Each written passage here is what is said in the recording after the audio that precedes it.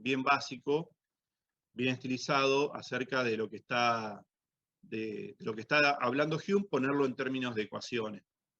Entonces, este es el ensayo que se llama Of the Balance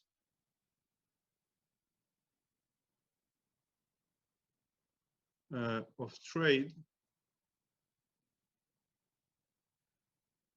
Entonces, ya el título, la traducción sería sobre la balanza de comercio, ¿no? O de intercambio, o de comercio internacional.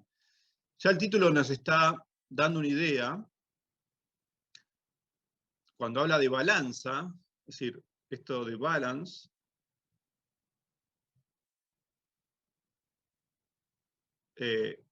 está implicando una noción de equilibrio, ¿no? Está implicando una noción de equilibrio. Básicamente que hay un mecanismo de equilibración, podríamos decir, del comercio internacional.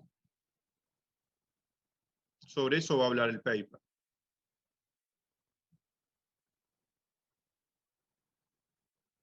No sé si está bien dicho decir equilibración, pero no sé qué otra palabra puedo usar. Es como llevar un sustantivo a un verbo, ¿no? Pero mecanismo de equilibrio, pero equilibrio es como el resultado final, ¿no? Mecanismo de equilibrio del comercio internacional.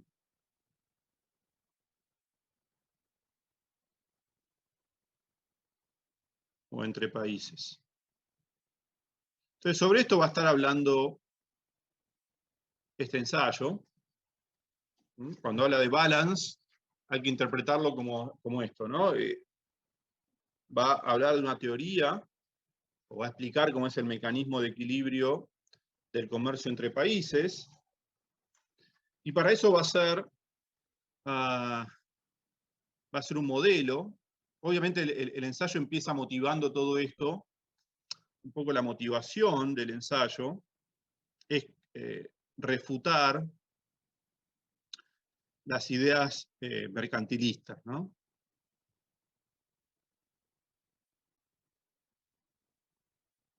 Yo quiero que estos ensayos los lean bien, detenidamente.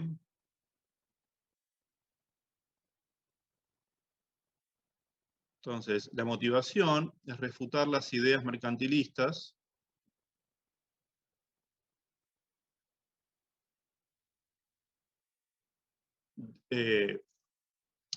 digamos, tendientes a la acumulación de metales preciosos, ¿no?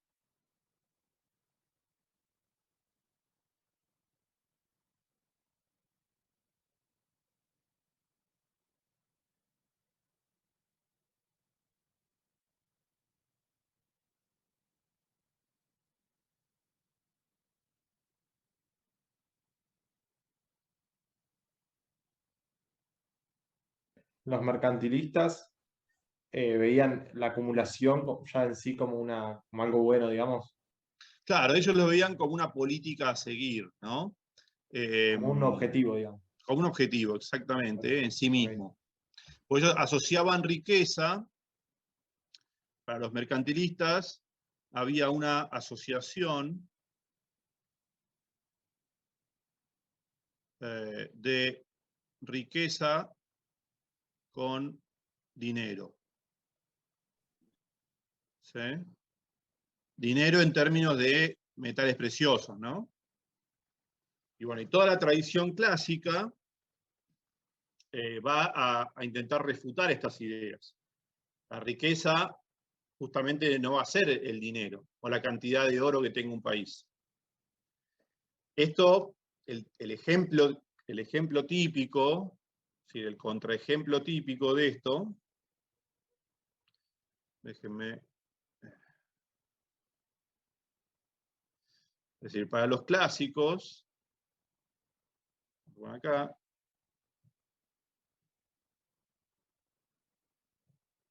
para los clásicos, cuando hablo de clásicos, básicamente es Hume, Smith, y después, bueno, Ricardo. La riqueza es un concepto distinto del dinero, ¿no? O de los metales preciosos. Y justamente todas estas obras, digamos, de economía de esta época y de esta tradición intentan mostrar esto, o entre otras cosas intentan mostrar esto. La riqueza de las naciones lo que intenta hacer es mostrar justamente dónde está la riqueza de las naciones y que no consiste en la acumulación de metales preciosos. El contraejemplo, ¿cuál será el contraejemplo empírico, digamos, que refuta a los mercantilistas? ¿Saben eso? ¿Lo vieron alguna vez? ¿Qué país tenía o tuvo durante mucho tiempo un montón de dinero y no por eso generó mucha riqueza? España. España. España, claro, España. España era. Claro. Y van a ver que muchas veces se va a hacer referencia al caso de España, ¿m? Que ingresaba un montón de dinero, pero así como ingresaba se iba. No generaba riqueza. O sea, acumulaba dinero, pero eso no generaba riqueza. Y justamente la explicación va a estar dada por Hume en este ensayo acerca del balance de comercio, básicamente. Es decir, España tenía mucho oro,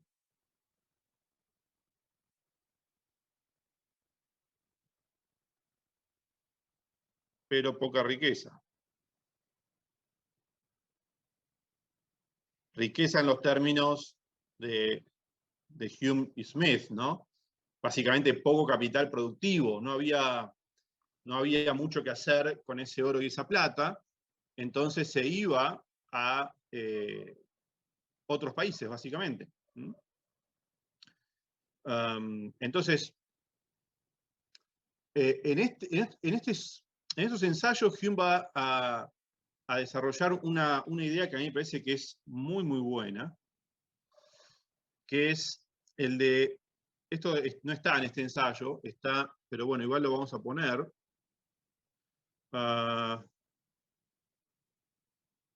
Ver ensayos sobre el dinero.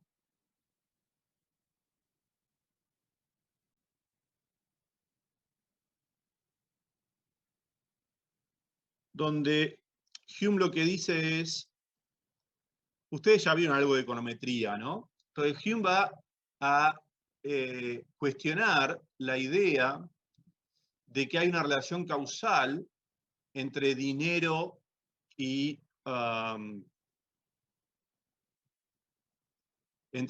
producción, podríamos decir, ¿sí? O entre dinero y actividad económica. Hume critica la hipótesis, o la teoría, como quieran, de que hay una relación causal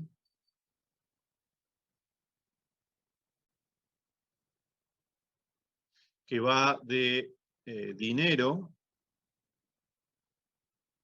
a actividad económica. Esto sería que el dinero es neutral.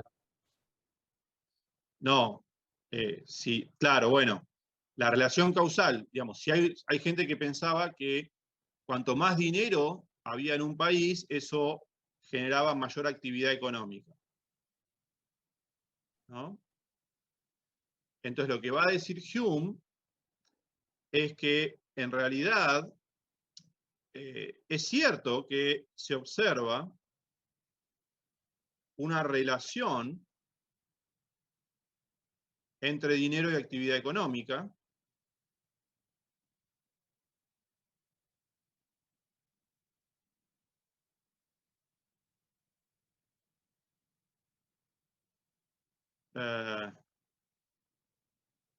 pero no es causal.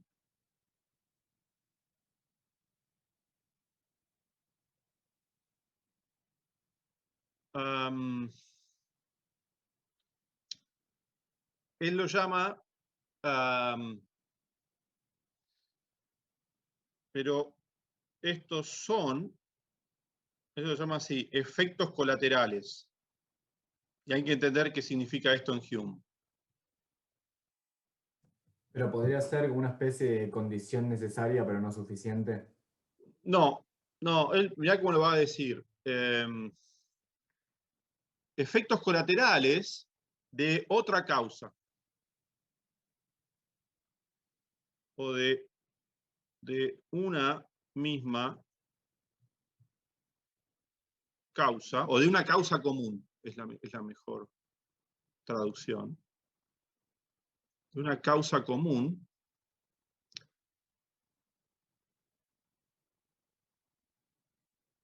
Y esto tiene mucho que ver también con este paper, con el contraejemplo de España. Entonces, él lo que dice es, y acá la causa común es la industriosidad. Perdónenme la traducción.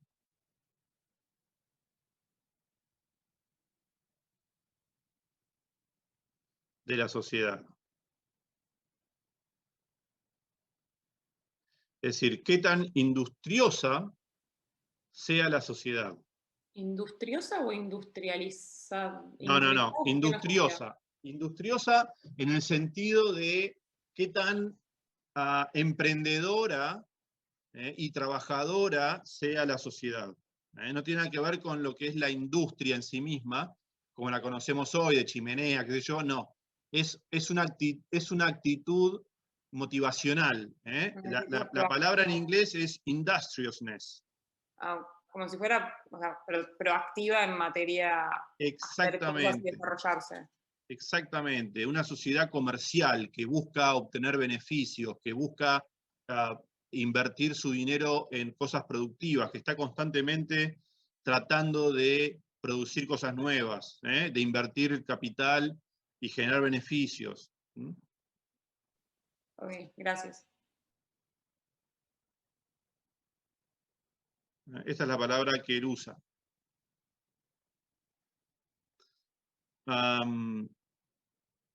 Entonces, fíjense lo que él dice, y la industriosidad de la población no es directamente observable.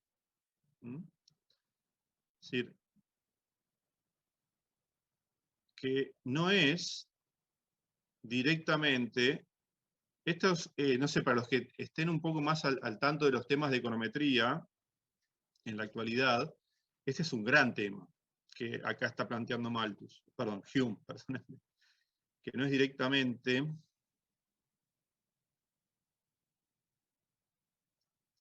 observable. Es decir, lo que sí se observa es la cantidad de dinero y la actividad económica. Para Malthus, la relación es esta. Vamos a hacerla bien. Es decir, por un lado podemos observar la cantidad de dinero que hay en una economía y la actividad económica, en términos, si quieren, de, no sé, el producto anual.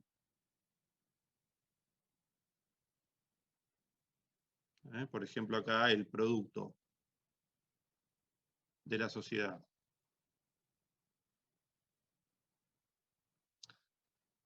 Entonces, lo que tenemos es que, bueno, mucha gente creía, dice Hume, que había una relación entre estas dos cosas, ¿no? Entre estos dos objetos. Mayor cantidad de dinero implicaba una mayor actividad económica. Eso es lo que se observa es que hay una correlación, dice Hume. ¿Sí? Hay una correlación empírica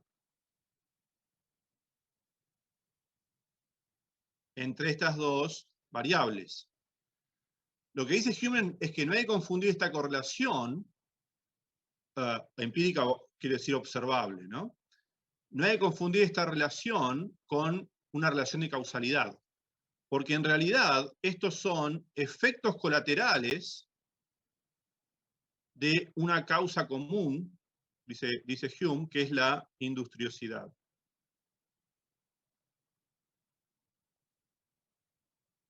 O sea, la industriosidad es lo que une a estas dos cosas.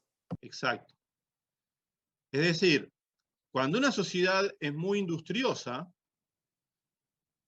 eso hace que aumente la cantidad de dinero y que aumente la actividad económica. ¿Sí? Entonces, a los ojos de un observador que no está teniendo en cuenta esta hipótesis de Hume, se vería que, bueno, como hay más dinero y hay más actividad, uno tendría a pensar que si se puede exógenamente aumentar la cantidad de dinero, eso va a aumentar la actividad económica. Pero en realidad eso es algo que hoy se estudia bien, es confundir correlación con causalidad. ¿Sí? Y este paper y el paper sobre el dinero, Hume diría que lo que lograríamos si exógenamente aumentáramos la cantidad de dinero es, en última instancia, un aumento de los precios y no de la actividad económica, no del producto. ¿Mm? Porque en realidad el producto aumenta cuando aumenta lo que él llamaría la industriosidad de la sociedad. Cuando aumenta el comercio, podríamos decir, la industriosidad, la inversión, eso hace que a esa economía fluya el dinero y en esa economía también va a aumentar la actividad económica. Es decir, la relación causal es esta, de mayor industriosidad a aumento de la cantidad de dinero y aumento de la actividad económica. Y estos lo llama Hume efectos colaterales de una causa común, que es la industriosidad. ¿Nadie lo leyó? Bueno, claro, pues esto está en el ensayo sobre el dinero. Lo tienen para leer igual, pero yo todavía no lo di. Y no creo que lo llegue a dar, por eso hoy un poco vamos a hablar de los dos temas. ¿Alguien lo había leído esto o había prestado atención? Es un recontra tema este. Ustedes podrán Yo ver lo había que leído, pero no sé si lo entendí tan bien. este es el tema de casi de la macroeconomía, ¿no? De toda la macroeconomía. Es el tema de la macroeconomía. Acá se dividen las aguas. Entonces, bueno, esto es lo que tiene Hume para decir. Aparte, lo que dice Hume es que a corto plazo sí puede generarse que aumente la actividad cuando aumenta el dinero, pero eso es solamente una relación de corto plazo. Hume sería el primer teórico de la curva de Phillips, podríamos decir. De la curva de Phillips de corto plazo y de largo plazo. Es más, si ustedes por ahí leyeron en algún momento la conferencia Nobel de Lucas, ¿la vieron o no? De Robert Lucas. En la conferencia Nobel, que quizá lo vean en macro, o si cursaron con Diego Episte o con Nico, por ahí les dan para leer esos papers. Con la conferencia Nobel de Lucas, él empieza hablando del paper de Hume, como el primero en darse cuenta de este tipo de relaciones macro. Y realmente es un flor de paper, tanto el de la balanza comercial como el sobre el dinero. Son dos ensayos increíblemente buenos, que, digamos, sientan las bases de la macroeconomía moderna, básicamente. No keynesiana, diríamos. Aunque Hume, en el ensayo sobre el dinero, admite que en el corto plazo, el aumento exógeno de la cantidad de dinero puede generar un aumento transitorio de la actividad, o una caída transitoria de la actividad, hasta que ajusten plenamente los precios, ¿no? El dinero puede ser no neutral en el corto plazo, pero es neutral a largo plazo. Durante el siglo XX, principalmente en la segunda mitad del siglo XX, se discutió mucho todo esto, y ahí tenemos diferentes tipos de modelos que por ahí después vemos. Cuando retomemos más la parte macro, que vamos a ver de estas cosas, la idea es ver los desarrollos, digamos, que generaron las expectativas racionales, etc. Entonces vamos a volver a estos temas, como al final de la materia. Pero se entiende un poco esta idea, es muy importante. Entonces, en términos observacionales, podemos ver una correlación entre dinero y producto. Pero en realidad lo que dice Hume es que esa relación no es causal. Dinero y producto son ambos efectos colaterales de una causa que es esta idea de la industriosidad de la sociedad, que es no observable. ¿Sí? Ese es el problema. No es que podemos medir qué tan industriosa es una sociedad. En todo caso, lo que veríamos, lo que podemos observar es justamente la actividad económica y el dinero que hay en la sociedad. A mayor dinero y mayor actividad económica, esa sociedad muestra ser más industriosa. Pero no hay una relación que se pueda usar causalmente que vaya de dinero a actividad económica. Es solamente una correlación empírica. Esto es muy importante, ¿no? Esto es muy importante. Bueno, en términos de econometría, esto se suele llamar variables omitidas, ¿no? O variables, bueno, no observables, básicamente, no omitidas, sino que no observables. Entonces vos confundís, en realidad con la econometría de regresiones uno, en principio, no es que puede testear causalidad, pero bueno, se puede llegar a confundir parte del efecto que hay de dinero a actividad económica, porque no estás midiendo, o no podés observar directamente la industriosidad de la sociedad. Pero bueno, eso después, en todo caso, lo pueden ver técnicamente en un curso de econometría. Pero bueno, la hipótesis de Hume es esta, ¿no? Es una hipótesis. La hipótesis de Hume es esta.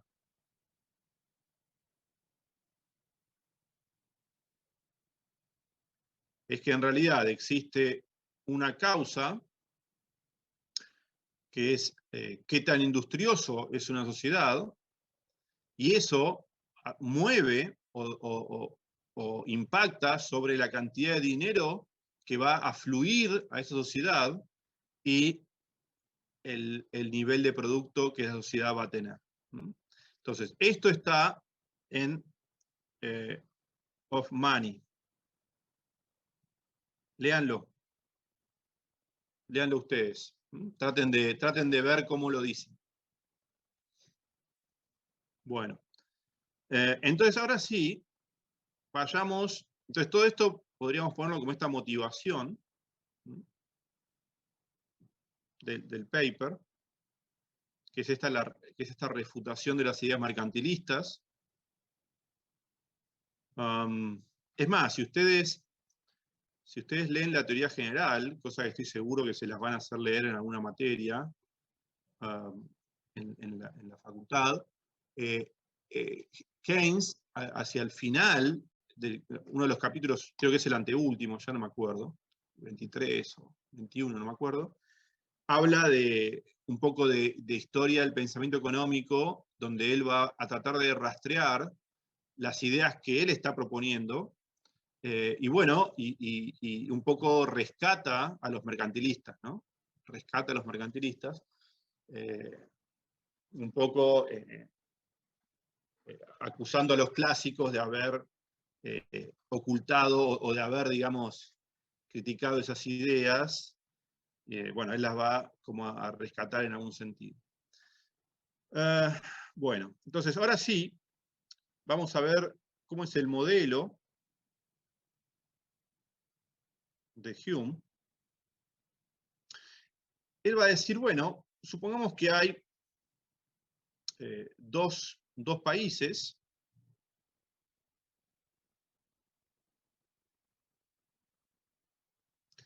llamémoslos 1 y 2. Hay dos bienes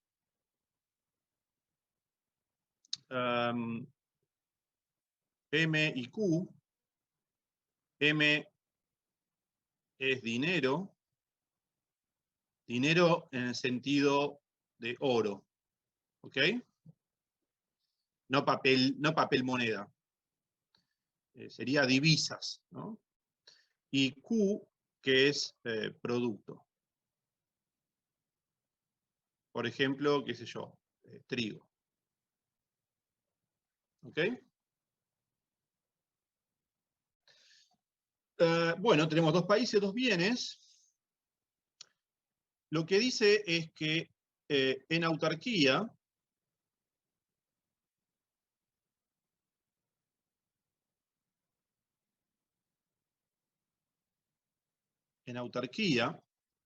en cada país va a haber un equilibrio entre estos dos mercados. ¿Y cuál es el precio de los bienes en términos de dinero? Bueno, P. Uno puede decir, hay dos mercados, entonces va a haber un único precio relativo, ¿no? O hay dos precios nominales, fijamos el precio del dinero en uno, entonces, bueno, el precio relativo sería el precio de los bienes, perdón, del producto de trigo en relación al oro, que es el precio del trigo en relación al precio del oro, que es 1, entonces me queda el precio del trigo. Entonces, eso vamos a después a ponerlo. En autarquía, cada país está en equilibrio.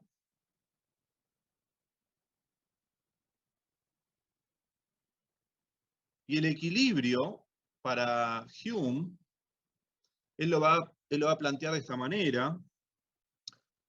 Él dice que el nivel de precios en cada país es proporcional, es directamente proporcional. Alfa, pónganle, bueno, podríamos poner incluso, para hacerlo más conocido como ustedes tienen, vamos a poner una B corta. P corta es una constante, pensemos, es una constante de proporcionalidad que es igual para todos los países, y el nivel de precios es directamente proporcional a la cantidad de dinero que existe en ese país, y es inversamente proporcional a la cantidad de producto o de trigo que existe en ese país. ¿Okay? Entonces, los precios en 1 y los precios en 2, B es la misma para los dos, por eso no pongo B1 y B2, eso es lo que dice Hume, B es la misma constante de proporcionalidad. Obviamente esto es un modelo, es una hipótesis. ¿Okay? No perderíamos mucho si la hiciéramos distinta, no, eso no es lo central.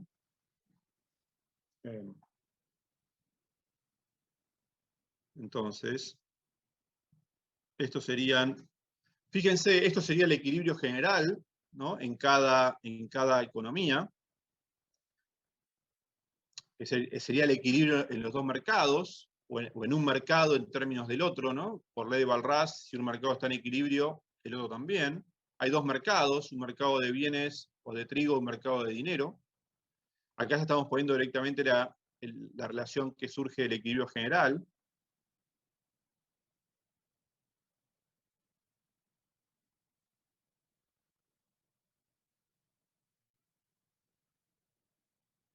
En cada país. B es una constante de proporcionalidad.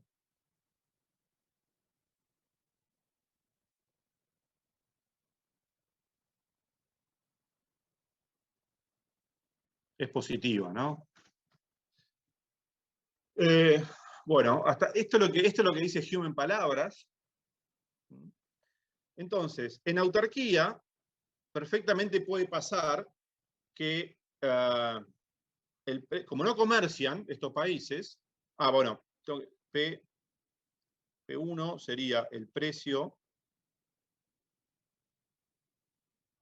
del trigo en el país 1, el precio del trigo en relación al oro. Vamos a poner eso. Precio del trigo en relación al oro en país 1 y P2, bueno, lo mismo en país 2. ¿Está bien?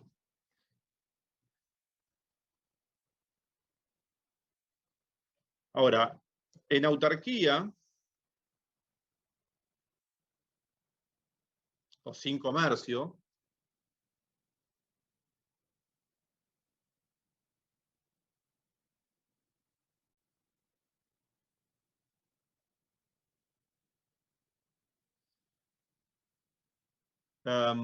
puede pasar que P1 sea distinto a P2. Por más que sea el mismo trigo en los dos países, pueden tener precios distintos porque justamente no se puede, nadie puede aprovechar los arbitrajes. ¿Eh? No hay posibilidad de hacer arbitrajes, diría Hume. Porque a pesar de que el trigo, vieron que hay una ley en economía, o uno de los postulados más importantes, que es la ley de un único precio, ¿no? Que dice, bueno, si una cosa es la misma, en términos de tiempo y espacio, habría que matizar un poco, ¿no? Habría que definir mejor, pero la misma cosa no puede tener dos precios, ¿no? Porque si tuviera dos precios, alguien aprovecharía esa diferencia. Alguien compraría donde está barato y lo vendería donde está caro. Eso básicamente es el ABC del supuesto de comportamiento en economía, ¿no? Uno podría construir casi toda la economía solamente con eso. Los agentes económicos se comportan aprovechando los arbitrajes. Todo lo demás ayuda a cerrar bien los modelos, pero el supuesto principal de comportamiento es ese. Si alguien percibe que hay, no importa quién, por ahí hay gente que no se da cuenta, pero alcanza con que alguno se dé cuenta que hay un desarbitraje y se comporte de acuerdo a aprovechar esa posibilidad de obtener ganancias, y de esa manera el mercado va a tender al equilibrio. Entonces, porque a pesar de que el trigo sea el mismo, es el mismo, no se puede comerciar.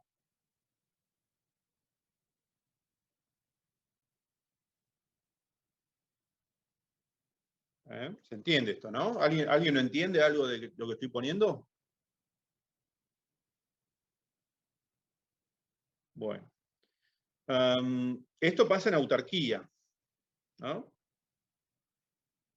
Ahora, entonces, en autarquía, los precios de cada país, el precio del trigo en cada país, va a estar en relación a la cantidad de dinero y de trigo que haya en cada país. ¿Ok? En términos, digamos, del modelo, M y Q, piensen que son dotaciones. ¿Está bien? Eso por ahí habría que ponerlo. Estas son lo que hoy llamaríamos, están fijas, son dotaciones. Pensémoslo así, primero la forma más fácil. Hay una cierta cantidad de dinero que cayó en el país 1, ¿por qué? Porque, no sé, hay minas de oro, y hay una cierta cantidad de trigo en el país 1, en relación a la mayor cantidad de tierra, etc. Y después en el país 2 lo mismo, ¿no? Puede tener más o menos. Pero entonces, los precios, que es la variable endógena, estas dotaciones son como exógenas. Los precios, que son las variables endógenas, ajustan de forma de equilibrar estos mercados. Yo lo que podría haber hecho acá, si hubiera querido escribir más, es poner una ecuación para la demanda de bienes, una ecuación para la oferta de bienes, una ecuación para la demanda de dinero, otra ecuación para la oferta de dinero. La oferta de dinero y la oferta de bienes es exógena, está dada, es una constante, y la demanda de dinero y la demanda de bienes dependen negativamente del precio, ¿no? La demanda de bienes depende negativamente del precio de los bienes, y la demanda de dinero depende negativamente de la inversa del precio de los bienes. ¿Está bien? Imagínense que esto es un modelo de equilibrio general con dos bienes. No importa que uno sea dinero y otro sea trigo, uno sea oro y otro sea trigo. ¿Está bien? Eso es lo de menos. Es un modelo de equilibrio general con dos bienes. Esto es el resultado final, donde ya acá estoy expresando la variable endógena, que es P1, en términos de las exógenas, M y Q. Entonces, fíjense que si aumenta la cantidad de dinero en el país 1, van a aumentar los precios del trigo, expresado en dinero, y si aumenta la cantidad de trigo, va a bajar el precio del trigo expresado en dinero, en oro. ¿Está bien?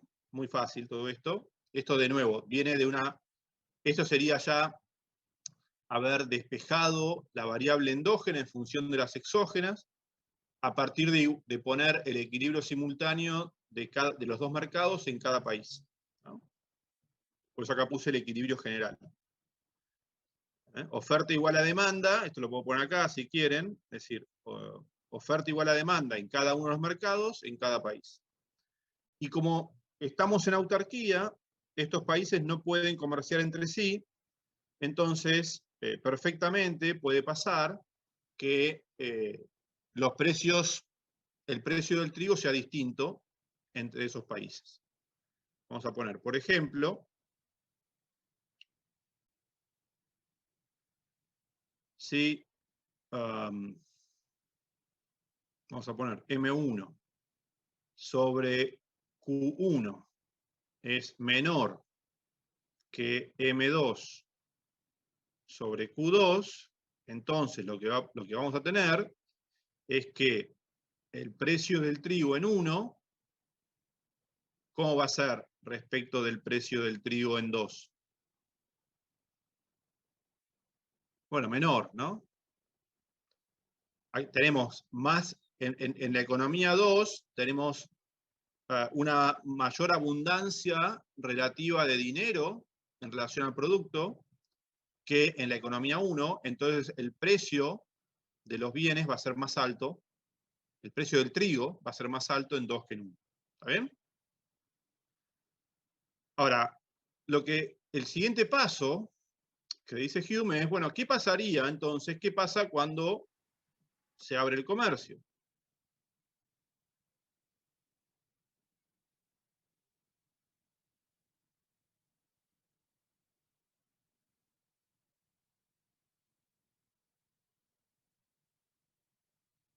A ver, cuéntenme alguien de ustedes, pero en términos microeconómicos, no me vengan a hablar el dinero ajusta, eso es en términos muy, muy abstractos. Díganme de qué se daría cuenta la gente y qué haría la gente, qué harían los comerciantes. Donde haya más dinero, la persona que compra va a ir a buscar el que tiene el precio más barato en la otra economía. Y la otra economía, tal vez, la economía que tiene menos dinero va a querer ir a comprarla a la que tiene más. Por el simple hecho Bueno, de claro, que algo así, ¿no? Es decir, acá los comerciantes, o algún comerciante se daría cuenta, cuando se permite el comercio, que el trigo está más barato en el país 1 que en el país 2, en relación al oro, ¿no? Entonces, ¿qué haría ese comerciante? No importa. A ver, no, pero decime, en términos bien sencillos, bien de supermercado, ¿qué haría un Comprar el comerciante? más barato. Un comerciante cualquiera, no hace falta que sea ni de uno ni de dos, porque acá estamos viendo el precio del trigo en relación entre los países, pero podríamos perfectamente haber puesto el precio del oro en relación a los países, y el oro también se puede exportar o importar. ¿Eh? Entonces, ¿qué haría un comerciante? Compra donde está más barato y lo vende donde está más caro. Claro, entonces, cualquiera de las dos cosas, ¿no? Pongamos en realidad la contracara va a ser lo otro de lo cual no estamos hablando, pero es lo mismo. Entonces, un comerciante, ¿qué haría? Llevaría, haría un arbitraje, arbitraría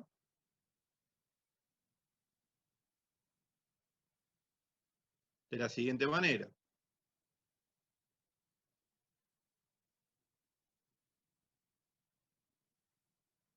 Es decir,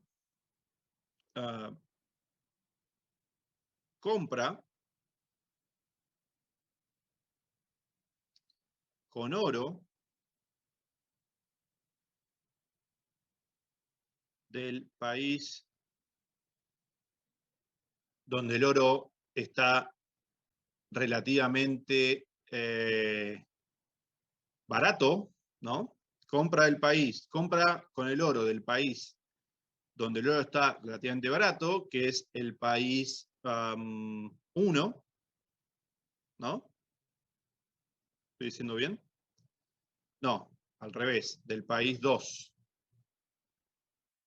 Porque en el país 2 el trigo está caro, entonces el oro está barato. Entonces compra con oro del país 2 el trigo del país 1, ¿sí? Y vende, o vamos a hacer así,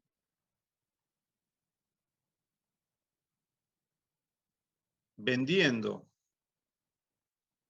Porque cuando uno compra, está a su vez vendiendo, ¿no? ¿Eso son conscientes ustedes?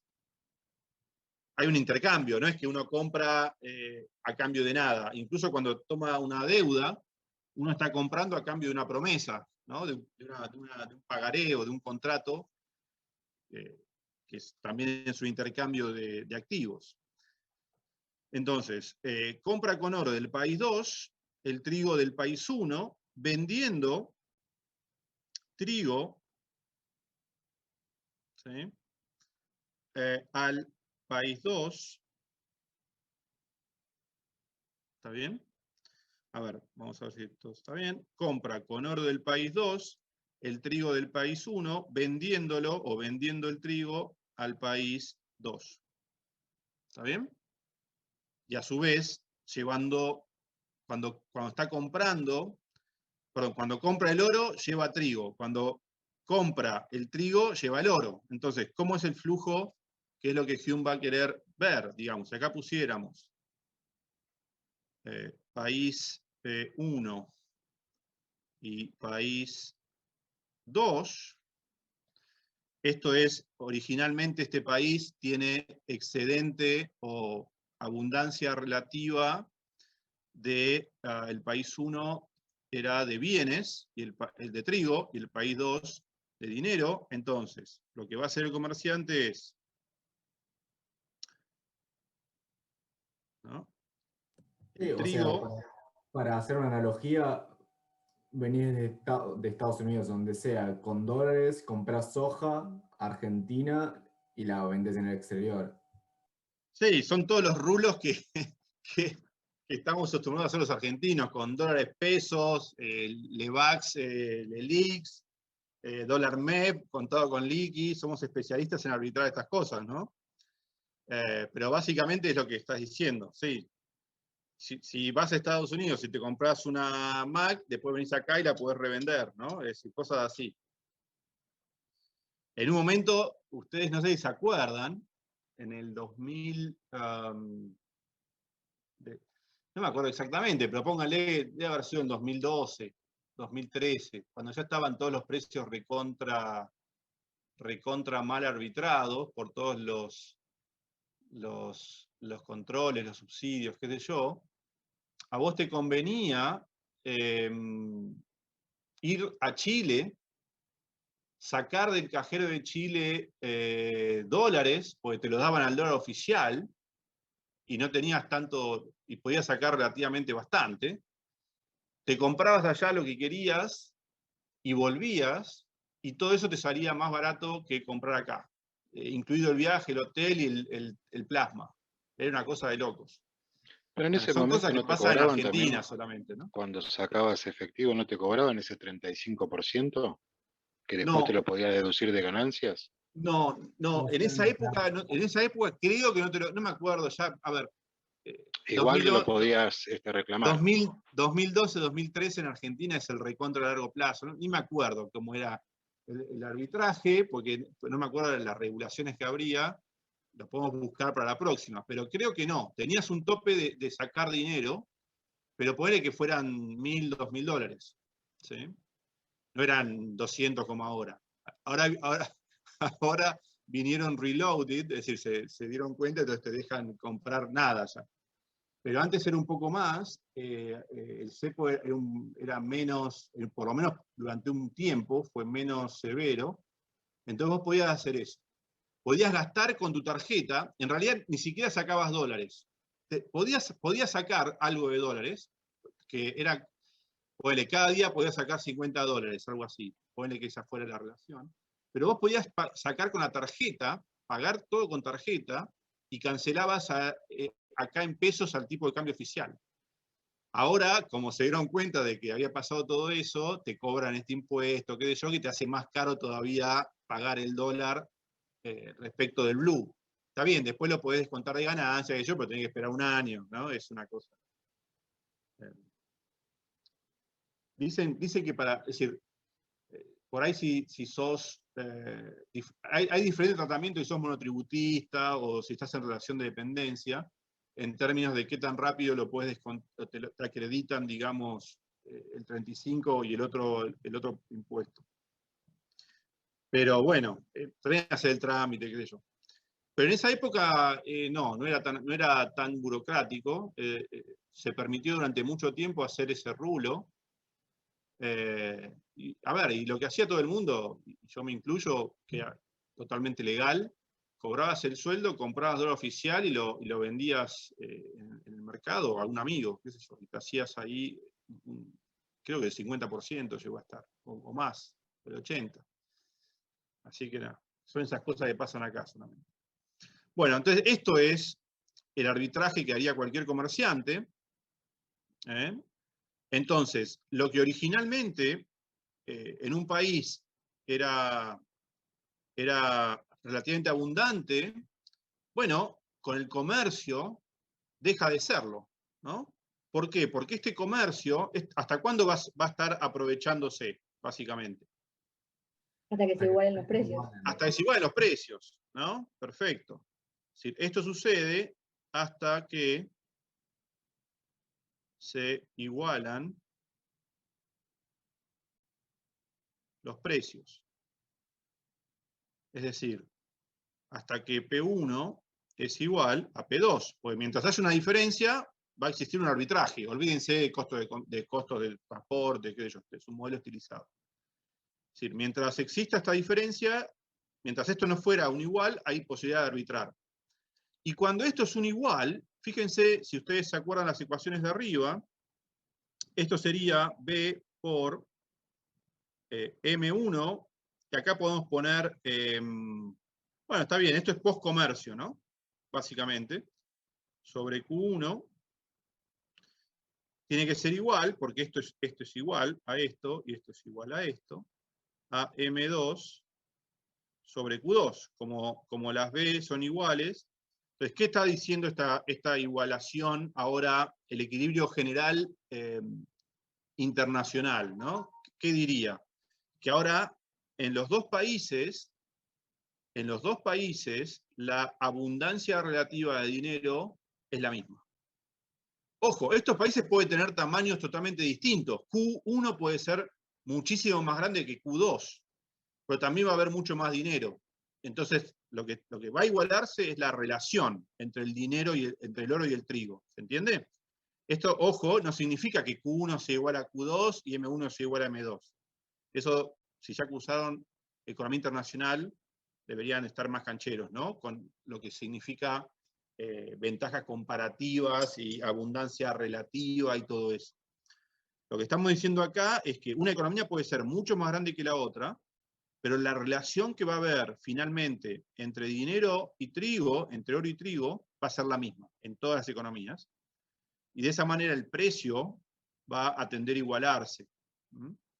Y el dinero va a fluir a donde sea relativamente escaso o caro, y el trigo va a fluir desde donde es abundante hacia donde es escaso. Hasta que se igualan en términos relativos. Entonces, lo que pasaría acá es que el trigo y el dinero fluyen, y esto de fluyen un poco lo inventa Hume en este ensayo, porque si ustedes lo leyeron, él hace como una analogía de cómo se mueven los líquidos en válvulas, ¿no? En frascos, digamos, conectados por válvulas. Entonces, cuando uno abre la válvula, el líquido se iguala.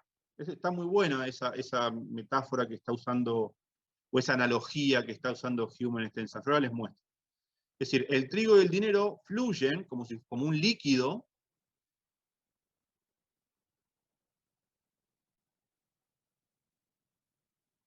Opa. Por eso cuando se habla de liquidez, se está refiriendo a toda esa terminología que un poco inventó Hume, ¿no? Y los clásicos. La liquidez no es otra cosa que eso, es la capacidad de moverse o de fluir de un activo o del dinero.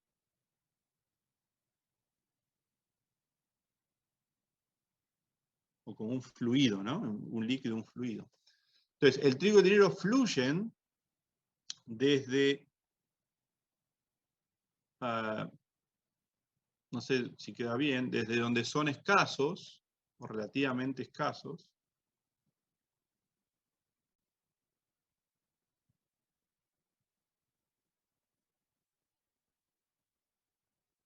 no, perdón, al revés, ¿no? Desde donde son relativamente abundantes,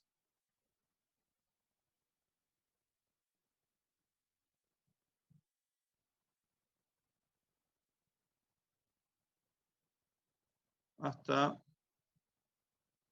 donde son relativamente escasos.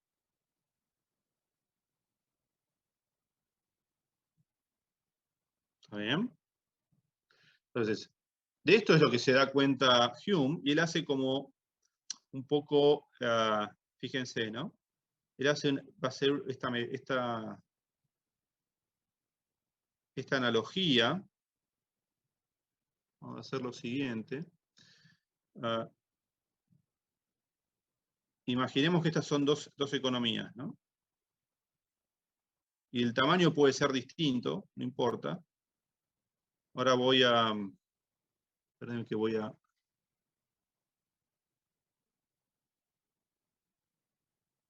Imagínense que son dos recipientes y están como, ¿no? Acá hay una canilla. No sé cómo hacer acá una canilla. Imagínense algo así. ¿Ok? Acá hay una canilla. Una compuerta, qué sé yo. Entonces, acá hay... Perdón, vamos a hacer con esto. Acá hay una cierta cantidad de líquido. ¿Está bien?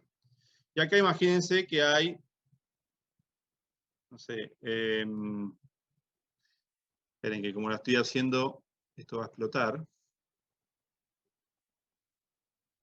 Voy a hacerla un poquito más grande. ¿Está bien? Imagínense que acá la cantidad de líquido llega hasta acá. ¿Está bien?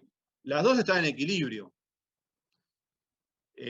En autarquía sería donde no se puede comerciar, ¿no? ¿Esto qué sería? Básicamente, ¿qué es este nivel que está acá diciendo Hume? ¿Quién me lo sabe poner? Precios. El precio, claro. Este sería el precio en 1 y este sería el precio en 2, ¿no? Y pueden ser distintos. Y este precio está en función de las cantidades relativas de M y de Q. Entonces, con comercio, es como que se abre esta compuerta, se permite que fluya el líquido, que sería el oro y los bienes, el trigo, fluye entre los países, y van a quedar igualados en términos relativos los niveles de los precios, ¿no? Entonces, vamos a ver si podemos conseguir otro color. Vamos a hacer así. Es decir, con comercio, acá caería un poco y acá subiría un poco, de tal forma que el equilibrio, imagínense que se daría acá. ¿Está bien? Es decir, cuando esto desaparece, tenía que haber hecho dos gráficos, pero bueno. Fluye de tal forma que ahora el nivel es el mismo.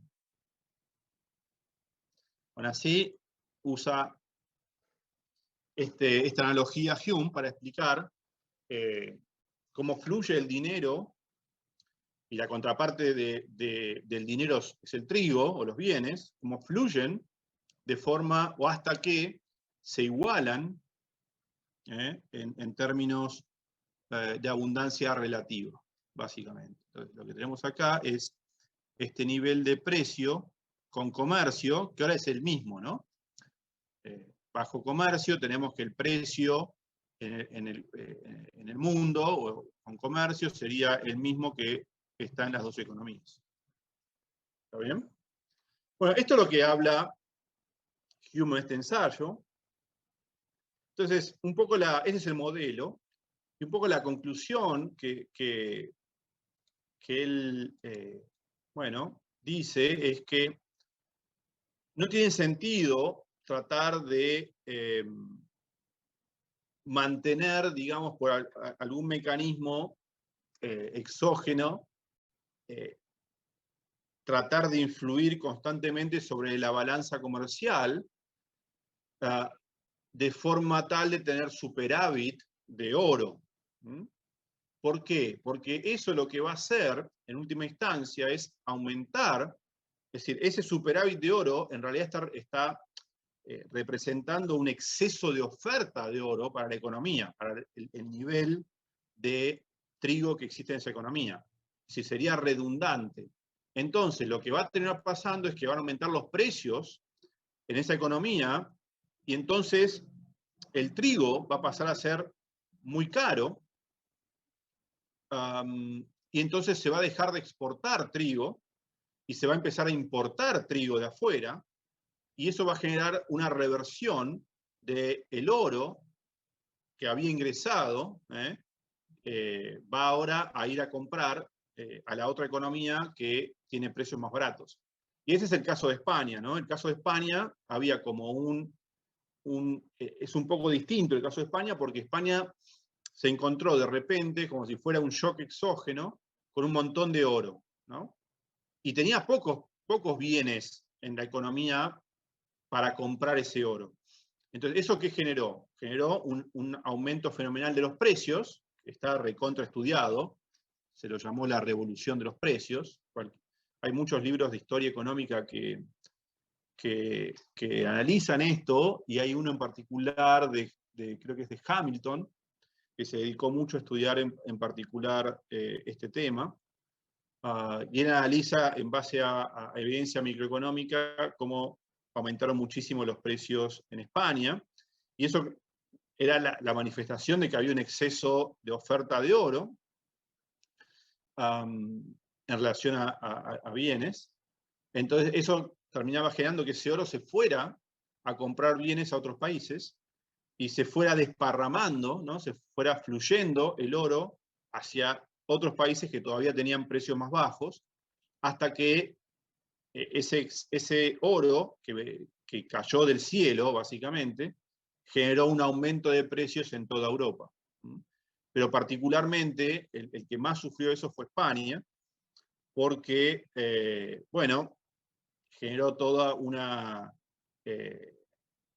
acá puede haber discusión entre los historiadores, pero generó una aparente desindustrialización de España, ¿no? Porque claro, te volvías tan poco competitivo que terminaba siendo conveniente importar todo. Bueno, eras muy competitivo extrayendo el oro de América. Eso era recontra competitivo, nadie más lo hacía como vos, por cuestiones de monopolio, etc.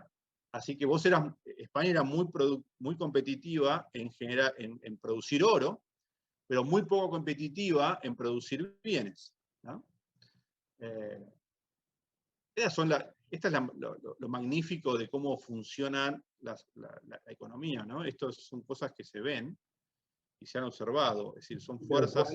¿Cuál podría haber sido alguna solución de España? O sea, en vez de comprar bienes de consumo, comprar, o sea, maquinaria Bueno, para los bienes. este problema en realidad pasó a la literatura económica a partir de, se llama la enfermedad holandesa, ¿no? Ustedes seguramente han escuchado hablar de eso. Es cuando un país de repente tiene un shock, digamos, de riqueza, por ejemplo, descubre petróleo, ¿no? O descubre, o por cuestiones del resto del mundo, ¿no? Vos tenés un alza de precios muy grande de lo que vos producís, básicamente, ¿sí? Y es algo que te afecta a vos mismo. Imagínense que, no sé, de repente no sé, hay una sequía enorme en Estados Unidos y en Brasil, y vos pasás a ser por lejos el primer productor de soja del mundo. Bueno, eso claramente te afecta, es un shock positivo. Después habría que ver si es permanente o transitorio, es toda la discusión, pero es un shock positivo de riqueza, ¿no? De ingreso. También, después habría que distinguir si es riqueza o ingreso, pero bueno, pónganle un shock transitivo fuerte de ingreso, un shock positivo fuerte de ingreso, quiero decir. Y bueno, entonces vos, ¿qué pasa? Tenés una abundancia enorme de dinero y todo lo que vende el resto del mundo te parece barato, básicamente. Entonces pasás a ser un buen productor competitivo de eso que el mundo no tiene, petróleo, soja, lo que sea, pero todas las otras cosas que vos producías van a ser relativamente muy caras respecto de lo que la podés comprar afuera. Entonces, lo que se argumenta es que estos países tienen es decir, aumentan, digamos, la producción de ese bien, por ejemplo, petróleo o lo que sea, pero a su vez disminuye la producción de otros bienes, ¿no? Y bueno, y ahí hay un criterio a ver si eso conviene o no conviene, o cómo invertís el resultado, ese transitorio, digamos, de tu shock de ingreso. Lo puede hacer bien o puede hacer mal, pero eso va a pasar, básicamente.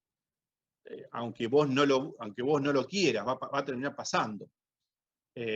Obviamente hay formas de anular o de tratar de contrarrestar esos efectos, y Hume menciona uno, que él dice, bueno, digamos, la única manera que una economía tiene de acumular oro sin que eso perjudique a los precios y a su competitividad internacional, ¿cuál es? A ver quién leyó el artículo. ¿Cuál sería, según Hume, la única manera que tiene un gobierno de acumular oro y que eso no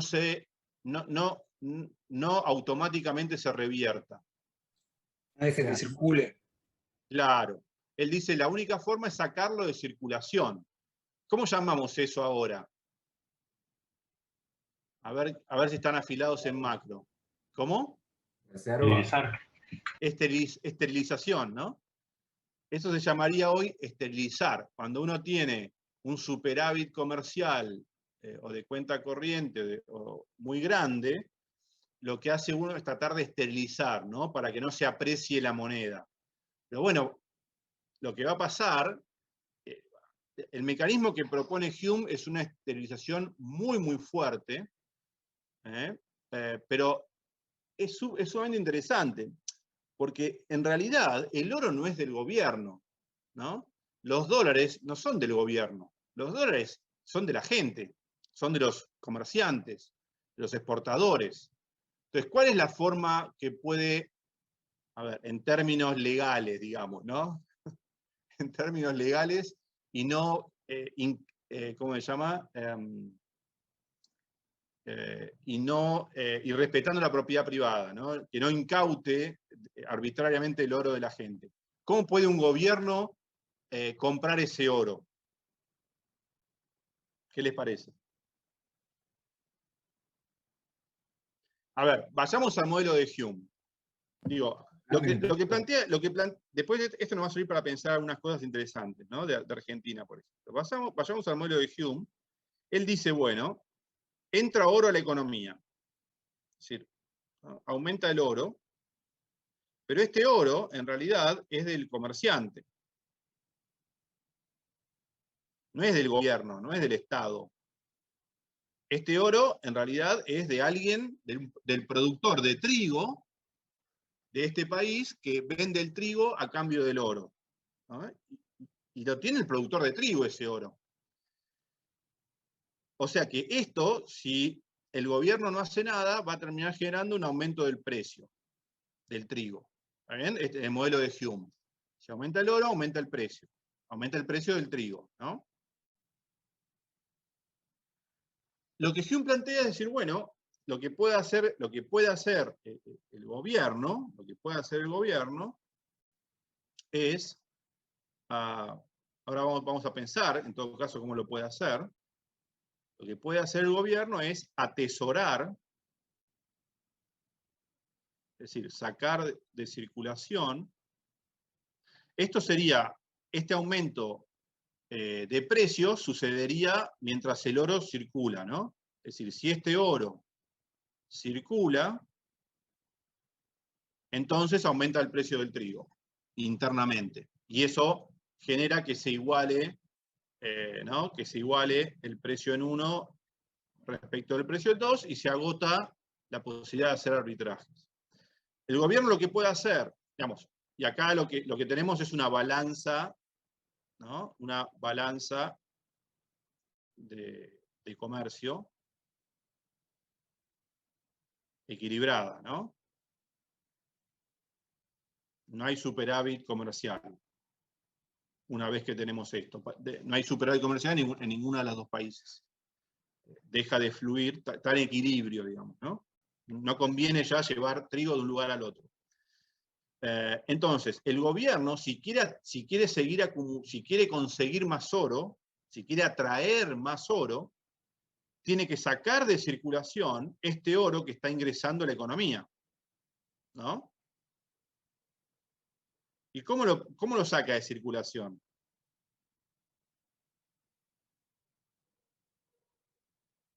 ¿Cómo lo saca de circulación? A ver, piensen que esto es muy importante para pensar muchas cosas de la Argentina. ¿Cómo lo saca de circulación? ¿Qué mecanismos tiene un gobierno para apropiarse de activos, por ejemplo? ¿Cómo? ¿Con la tasa de interés? No. ¿Tributación? ¿Con ¿Cómo? bonos? O sea, Bueno, esa es una. Tiene que vender algo a cambio, ponele. Primero puede cobrar impuestos, ¿no? Todos los gobiernos cobran algo de impuestos. Es decir, cobrar impuestos. Pero si cobra impuesto, es decir, cobra impuesto, le ingresa oro, ¿no? Al tesoro. Ahora, si lo que ingresa de oro se lo gasta de nuevo, el oro volvería a circular, ¿no? ¿Estamos de acuerdo con eso? Entonces, ¿qué es lo que tiene que tener el gobierno para sacar de circulación efectivamente este oro? Vender bonos. Bueno, eso podría, vamos a poner acá otra segunda opción, puede vender bonos o Pero vender en ese deuda, caso ¿no? vos pones el problema, porque va a llegar un momento en que le tengas que pagar el oro y el interés. Bueno, ahí esa me gustó, es como una equivalencia ricardiana, ¿no? O sea que vender deuda puede andar hasta ahí, pero si vos vendés mucha deuda, tarde o temprano, eso impacta sobre las tasas de interés, ¿no? Y nadie te va a seguir queriendo comprar esa deuda, ¿no? Es decir, Vender vas a generar una caída muy grande del precio de los bonos, o lo que es lo mismo, un aumento muy grande de las tasas de interés. Y bueno, y ese puede ser un mecanismo, no digo que no, es un mecanismo que usan muchos gobiernos para esterilizar, básicamente, venden deuda, pero te podés comprar un problema futuro, ¿no? ¿Sí? Bueno, acá podemos poner esto puede generar un problema, como bien decía alguno por ahí, intertemporal, ¿no? Que sería la equivalencia ricardiana en todo caso.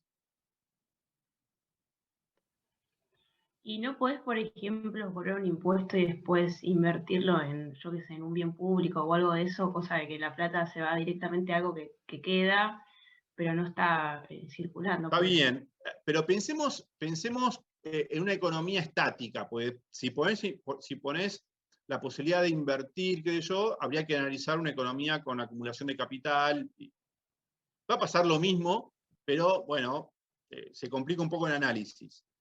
Pero acá nadie me está diciendo algo. Vender tierras no es una opción. No, pará, no la compliquemos, no la compliquemos.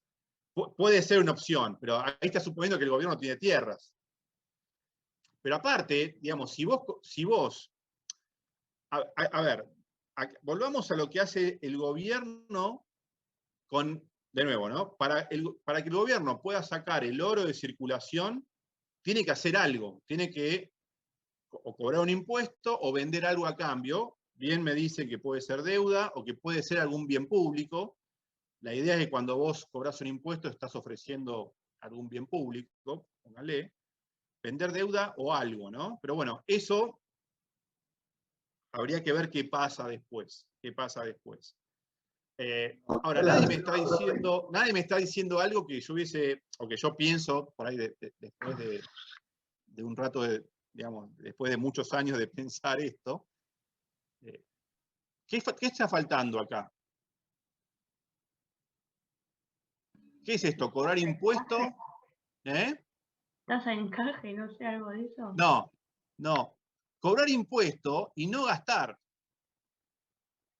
¿Qué es esto básicamente? Reservas. No. ¿Qué es esto en términos macroeconómicos? Superávit fiscal. Superávit fiscal.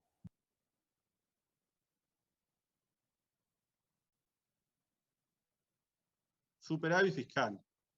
Entonces, la única forma en una economía sin, digamos, actos compulsivos de parte de un gobierno, que entre a tu casa y se lleve el oro, o te abra las cajas de seguridad, qué sé yo, la única forma que vos tenés de sacar oro de circulación o esterilizar, sin afectar cuestiones que pueden generar problemas a futuro, como puede ser lo de vender deuda, es tener superávit fiscal. Es decir, vos cobrás el impuesto que venías cobrando, no sé, ganancia, lo que sea, retenciones, no importa, pero no te lo gastás. Es decir, estás sacando este oro de circulación, lo que es bien dicho, lo estás atesorando, lo estás guardando en un tesoro y lo sacás de circulación. Estás teniendo un superávit fiscal. ¿Está bien? Esta es la única forma genuina, si querés, de esterilizar el ingreso de dólares o de oro. Cuando vos tenés superávit fiscal. ¿Está bien? Cuando comprás ese excedente, con el impuesto que cobrás, acá uno podría discutir si está bien o no cobrar impuestos, pero supónganse que esto venía de antes, no es que estás cobrando un nuevo impuesto, estás teniendo los impuestos que tenés siempre, que cualquier economía tiene, pero no gastás lo que estás recaudando. Es decir, te los guardás. Te los guardás en el cofre, ¿está bien? Tenés un superávit fiscal. ¿Ok? Entonces, esa es la única forma de que esto no se traslade o a precios o a tasa de interés, o a precio de la deuda sería. Porque básicamente cuando vos vendés algo a cambio, acuérdense que esto es un equilibrio general donde el gobierno tiene mucho peso en la economía, ¿no? No es como que yo vendiera una deuda, sino el gobierno vende deuda o el gobierno vende cualquier otro activo, impacta sobre el precio de mercado de ese activo. Básicamente, si el gobierno vende mucha deuda para hacerse de este superávit, para hacerse de este, superávit de oro, de este exceso de oro, eso va a generar un impacto sobre el precio de la deuda. Va a caer el precio de la deuda. Porque el gobierno está vendiendo deuda, está generando un exceso de oferta de deuda, o la economía estaba tranquila como estaba. ¿Está bien? Entonces, para evitar que aumenten los precios internos, lo que hace el gobierno es vender deuda. Pero al vender deuda, genera que caiga el precio de la deuda o que aumenten las tasas de interés. ¿Está bien? Bueno, y eso puede tener, de acuerdo, de nuevo, a cómo sea el mecanismo de transmisión que vos estés suponiendo en tu modelo, un impacto negativo incluso, porque este aumento de tasas de interés puede a su vez generar, en un modelo, si querés, estándar, un aumento del flujo financiero, ¿no?, hacia tu país. Es decir, que entre todavía más oro, que vos tengas que seguir esterilizando, vendiendo más deuda, aumentando las tasas de interés. Eso en algún momento no se puede seguir haciendo, ya sea porque la deuda toca un límite, nadie más te quiere comprar deuda, entonces eso generaría un aumento muy, muy grande de tasas de interés y de riesgo, que pone en duda la sostenibilidad fiscal. Entonces la única forma, digamos, la forma eficaz, digamos, de esterilizar es con superávit fiscal. ¿Sí? Por eso, digamos, esto es un tema de debate hace unos años, ¿no? En vez de, digamos, de emitir tanta deuda, tantas LEVACs, para comprar el exceso de dólares, para evitar que el dólar, digamos, para evitar que el peso se apreciara, el gobierno vendió muchísima deuda, justamente esterilizó con deuda para evitar eso. Vos lo que podrías haber logrado, que en parte se intentó, pero es muy difícil, claramente, es tener superávit fiscal. Es muy difícil en una economía política tener superávit fiscal. ¿Por qué les parece que es muy difícil? Bueno, por varias razones, ¿no? Por varias razones. En particular, hay una que a mí me parece muy relevante y que quizá Argentina sea un buen ejemplo para estudiarlo, que es la inconsistencia temporal.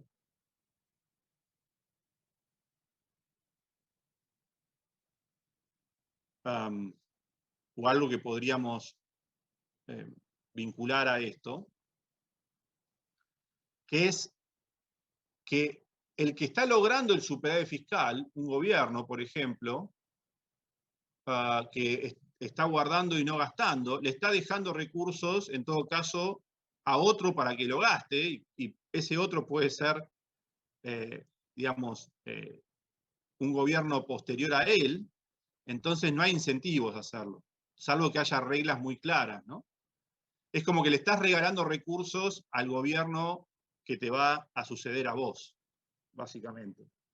Entonces uno podría decir, bueno, eso es algo que es medio inconsistente, cualquier policymaker va a querer usar estos recursos para su propio gobierno, básicamente, a costa quizá de la estabilidad macro, pero por eso, desde el punto de vista de economía política, hay muchas cuestiones acá, ¿no?, que hacen difícil tener superávit fiscal si depende solamente de la voluntad de los gobiernos, digamos. Por eso, lo mejor para asegurarse de eso es tener reglas. Por ejemplo, que obliguen a tener cierto equilibrio fiscal intertemporal, y que eso sea una ley, ¿no? Porque si esto se deja a la discrecionalidad de los gobernantes, es muy difícil que un gobernante quiera tener superávit fiscal. porque tiene mucha tentación a usar esos recursos para aumentar el gasto, básicamente. Porque no le interesa, digamos, hay cuestiones de economía política, ¿no? Cuando hablamos de cuestiones de economía política, hablamos de, estamos introduciendo al modelo actores políticos. No, aparte, el gobierno, para lograr superávit fiscal, tiene que hacer muchos sacrificios que probablemente le jueguen en contra También. en el momento No, de pero suponete que acá estamos hablando de otra cuestión, que es, suponete que el gobierno ya está, digamos, está en equilibrio fiscal, ¿está bien? Toma una posición de equilibrio fiscal y hay un shock que te aumenta, hay un shock que te hace que ingrese oro a tu economía. Entonces vos, si fueras un gobierno cauto y supieras que ese shock es transitorio, vos no te gastarías ese ingreso de oro, ¿no? No sé, lo guardarías, cancelarías deuda, o comprarías bonos del Tesoro estadounidense, oro, cualquier cosa, pero no te lo gastás, porque es un ingreso transitorio, ¿estamos de acuerdo? Algo así no hace Ahora, Chile con el tema del cobre. claro, Chile tiene reglas que los gobiernos cumplen y que no se discuten. Hay acuerdos, hay consensos entre los gobiernos que hay ciertas reglas que no se rompen. Una de ellas es esto de pensar el presupuesto como plurianual, ¿no? Pensar un equilibrio fiscal a lo largo del ciclo económico. Y eso es una regla en Chile. Los gobiernos pueden tener déficit en algún año en particular, cuando el ciclo es adverso, pero después tienen que tener superávit para contrarrestar eso, ¿no? O sea, que a lo largo del ciclo tienen que tener un presupuesto equilibrado. ¿Sí? ¿Se entiende eso? Ahora, en Argentina eso claramente no sucede y tendemos a exagerar los ciclos, justamente porque tenemos que ajustar cuando no nos queda otra, y cuando tenemos un shock positivo de ingreso lo gastamos todo. Entonces, de esa manera acentuamos el ciclo, ¿no? Y eso, digamos, es recontra claro, digamos, no me venga a discutir que eso no sucede en Argentina, porque tenemos los ciclos más pavorosos del mundo. Bueno, y eso es producto por ahí de esta cuestión, ¿no? Hay ciertas fallas en el diseño político o en el diseño institucional, por eso me parece tan importante esto de pensar cómo son los mecanismos de gobernanza, que hacen que, bueno, haya mucha discrecionalidad en los gobiernos de turno para apropiarse, en todo caso, de estos ingresos transitorios, ¿no? Con uso político, claramente. Los gobiernos lo que quieren es maximizar su probabilidad de ganar elecciones. Entonces, bueno, van a tener incentivos a gastarse todo lo que entre, digamos, de dólares o de oro, lo que sea, y no tener superávit fiscal, porque en realidad si vos tenés superávit fiscal, le estás dejando todos estos recursos, si pensás en términos argentinos, al próximo gobierno. Seas vos o seas el otro, siempre una probabilidad de que sea el otro, no lo estás usando para maximizar en todo caso tu probabilidad de ganar las elecciones. Está bien, estoy tirando ideas medio así a lo bestia, habría que ser un poco más sistemático, pero un poco la intuición es esa. En cambio, si hubiera reglas que los gobiernos de turno no pueden cambiar, porque son muy difíciles de cambiar, etc., para no gastar los ingresos transitorios, entonces eso sería distinto, ¿no? Pero bueno, hacia ahí habría que ir, claramente, y acá ya salgo de la historia del pensamiento económico y hablo más de la realidad actual, pero digo, hacia ahí es donde habría que ir, pero bueno, estamos lejos, me parece. Entonces, fíjense todo lo que enseña este ensayo de Hume, ¿no? Hume en cada ensayo hay un montón de cosas, para analizar. Por eso a mí me gusta tanto. ¿Alguien quedó con ganas de decir algo vinculado a esto? Sí, igual esto suponiendo claramente de que el ahorro y la inversión están en equilibrio, porque si no el modelo de tres brechas no se cumpliría. ¿Cómo? A ver. Claro, si el ahorro y la inversión, digamos, si hay mucha inversión y poco ahorro, parte de ese shock absorbería, en este caso, la necesidad de crédito de la inversión. Sí, este es más bien un modelo clásico, digamos, ¿no? Estamos suponiendo que hay pleno empleo de factores, hay equilibrio en los mercados que se dan rápidamente, ¿sí? Sí. Estamos suponiendo que los mercados se equilibran rápido a través de precios, no de cantidades. Vos estás pensando más en un modelo keynesiano de brechas, ¿no? Esto es un modelo más bien clásico de ajuste por precios. ¿Está bien? Sí, claro, Roberto. Sí. ¿Qué otro comentario?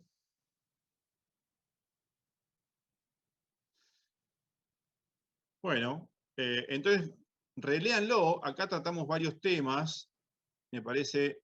Fíjense esto también de cómo piensa Hume esta neutralidad del dinero, ¿no? Y la cuestión esta de los efectos colaterales de una misma causa no observable. Y cómo después eso está vinculado. Léanse también este ensayo sobre el dinero y traten de vincularlo con... El ensayo sobre el dinero básicamente es un ensayo de economía cerrada, es un modelo de economía cerrada, donde lo que se ve es en cada país cómo funciona este equilibrio general en autarquía, digamos, ¿no? Entonces, Hume supone un aumento de la cantidad de dinero exógena, y eso en el corto plazo, los precios están... Acá hay toda una interpretación, ¿no? Si los precios están, ¿por qué están más o menos rígidos en el corto plazo y después son flexibles? Hume empieza desarrollando un argumento más bien de descubrimiento. Los individuos se van dando cuenta que en realidad lo que está sucediendo es que no está aumentando la demanda por sus bienes, sino que está aumentando toda la demanda nominal por todos los bienes. Es muy parecido al modelo que desarrolla Lucas sobre la curva de Phillips, que ustedes lo ven, por lo cual le dieron el premio Nobel por ese modelo. El modelo de las islas, no sé si lo recuerdan, haberlo visto. El modelo de las islas de Lucas es un poco una interpretación de esto que Hume está planteando acá. En términos muy formales, con matemática sofisticada, pero es esta idea. Y después lo que hace en este ensayo es pensar una economía abierta y, bueno, cómo funcionaría el equilibrio general en lo que sería hoy. Esto es el punto de partida de cualquier curso de macroeconomía abierta, ¿no? Lo que antes se llamaba también macroeconomía monetaria internacional o finanzas internacionales o macroabierta. Bueno, es esto. Es una economía donde hay dinero y hay bienes y hay dos países. Y tiene que ver cómo es el mecanismo de ajuste de la balanza de pagos, ¿sí? El libro clásico de este tema, por lo menos cuando yo estudiaba, era de Mandel, de Robert Mandel, premio Nobel, que era un libro que empezaba con el capítulo 1, digamos, empezaba con este modelo de Hume. Después se dejó un poco, pasó, digamos, a hacer algo estándar, pero ese libro de Mandel estaba muy bueno, de comercio internacional o macroabierto, no me acuerdo cómo se llamaba. Macromonetaria internacional o algo así. Bueno, chicos, ya son casi las 9, no sé si hay algún comentario, si no yo dejaría acá.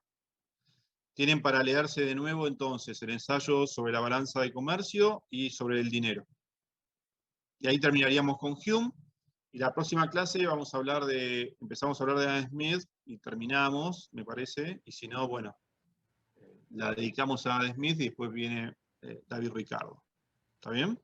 Los que quieran leer a Adam Smith, léanse del capítulo 1 al 7, que es un poco lo que va a cubrir la próxima clase. Yo sé que Guido ya habló de estos temas o de algunos temas. Me parece que ya lo vimos del 1 al 7, ¿puede ser? Bueno, entonces puedo empezar con Ricardo directamente. No, pero faltaría del 8 al 10. Bueno, no significa que vamos a ver todos los capítulos que están en el programa, por ahí puedo ver algún tema interesante vinculado a de Adam Smith, que después les puedo pasar, que es cuando él analiza el sistema financiero. Eso puede estar bueno. Y, ¿vieron la relación que hay entre precio de mercado y precio natural? Ese sería el capítulo 7. ¿Eso lo vieron? No lo vimos en Sí, clase, creo que lo pero explicó. ¿Lo explicó Guido? Sí, lo explicó. Bueno. Claro, pero le dio como un pantallazo muy general, digamos. ¿No ves que... Bueno, yo podría retomar eso y para dedicar una clase a Smith, podría retomar un poquito algunas cosas que me parecen interesantes, y después les voy a agregar unos capítulos que hablan sobre cómo funcionaba el sistema financiero, que me parece muy interesante, que creo que no está en lo que hay que leer obligatorio, pero creo que es una linda lectura. Después les voy a pasar bien cuáles son los capítulos. Eso es una digresión muy larga que él hace cuando habla del capital, de la división del capital, el libro que habla del capital. Después les voy a decir bien cuáles son los capítulos, se los paso por el grupo, ¿está bien? Me parece que es muy interesante para ver cómo estaba funcionando todo lo que era el sistema financiero europeo en toda esa época. Cómo nacen los bancos que empiezan a crear dinero fiduciario y los problemas que eso tiene, o por lo menos para los clásicos, ¿no? Los problemas que eso puede llegar a tener. Y esa en realidad fue una batalla perdida de los clásicos. Así como los clásicos generaron mucha teoría que hoy la tenemos, en lo que es el análisis del sistema financiero y el dinero, la verdad que no le pegaron a cómo después se desarrolló, porque ellos creían que era un problema la emisión de dinero fiduciario, que era un gran problema. El dinero debía ser convertible a oro. Y en realidad el dinero cada vez es más abstracto, ¿no? Cada vez es menos convertible. Y es algo así como una convención, que nos ponemos de acuerdo, y ahí volvemos a lo que hablábamos el otro día de las criptomonedas y eso, el valor que tiene el dinero básicamente es por convención. Nos ponemos de acuerdo que hay un bien que, bueno, le asignamos valor, y cuanto más compartamos que eso tiene valor, más valor va a tener. Así que es algo medio raro, y hay creación de dinero a partir de los bancos. Bueno, esto es muy interesante, y es algo que los clásicos le tenían muchísimo miedo. Criticaban mucho todo el funcionamiento de la banca. Pero bueno, terminó siendo un motor principal, digamos, de las economías capitalistas modernas, ¿no? Algo que los clásicos seguramente no hubieran imaginado así. Entonces me parece que está bueno leer esos capítulos de Smith para tener una idea de cómo él veía el funcionamiento de los bancos. Hay muchas ideas muy, muy divertidas, hay muchas anécdotas de crisis bancarias, de crisis financieras. Me parece que va a ser una linda lectura. Total, tienen todo, como este viernes no hay clase, tienen varios días para leerlo. ¿Les parece? Me parece que es algo interesante. Yo ahora se los paso y los subo, en todo caso, actualizo el cronograma. Un poco a ver, digamos, a mí me parece que está bueno ver un poco temas interesantes, ¿no? Y yo voy como armando el programa, trato de no ser tan inflexible, entonces si surge algún tema que es interesante, meterlo. Ese tema me parece que es interesante, así que bueno, metámosle, dediquémosle el martes próximo a eso. ¿Está bien? Yo ahora después les paso bien qué capítulos serían. Así hablamos un poco de Adam Smith. Ok, bueno, nada más. Bueno, Manuel, gracias. Bueno, nos vemos. Listo, Gracias a nos vemos ustedes. el martes.